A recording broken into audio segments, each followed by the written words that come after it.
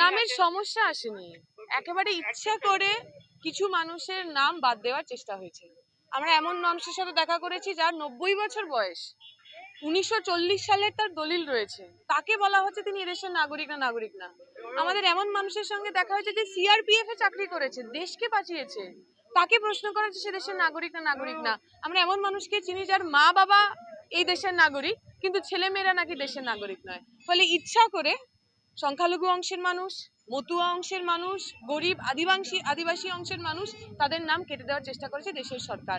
তাদের বিরুদ্ধে আমাদের লড়াই। আমরা স্পষ্ট বলেছি, আগে ভোটার পরে ভোট। মানুষ আগে ভোটার হবেন, তারপর ভোট হবে। আরজি করে গতকাল যেভাবে ঘটনা ঘটলো, আরজি করে তো এর আগে সরকার বলতে যে আমরা কমিটি করেছি, কমিটি বিভিন্নভাবে তার পর্যবেক্ষণ করছেন এবং তার কাজ এমন পর্যবেক্ষণ করছেন যে একজন রোগী তিনি লিফটের মধ্যে আটকে মারা গেলেন। এমন পর্যবেক্ষণ করছেন যে প্রায় 3-3.5 ঘন্টা একটা চাবি খুঁজে পাওয়া গেল না, চাবি নাকি পিডব্লিউডির কাছে রয়েছে। এমন পর্যবেক্ষণ করছেন যে হাসপাতালে একজন রোগী পর্যন্ত সুরক্ষিত নয়।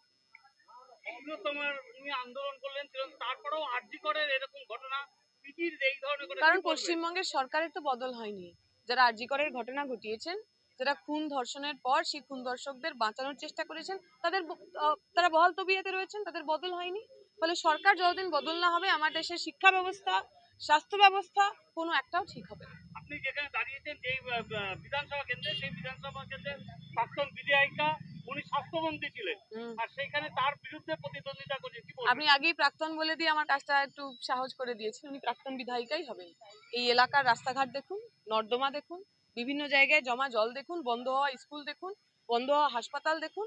আমার মনে হয় যে কোনো মানুষ যারা নিজের ভোট দেন এবং আশা করেন যে আমি যাকে ভোট করছি সে আমার কথা ভাববে, তারা ওনাকে আর ভোট দেবেন না। আপনি জিজ্ঞেস করুন ফতুল্লাপুরে এতগুলো মানুষের নাম কাটা গেছে, প্রত্যেক ঘরে 2 থেকে 3 জন এমন মানুষ রয়েছে যাদের নাম নেই। কতজনের সঙ্গে মাননীয় বিধায়িকা যিনি এখানকার এমএলএ, এনাদের ভোটেই তো উনি মন্ত্রী হয়েছেন।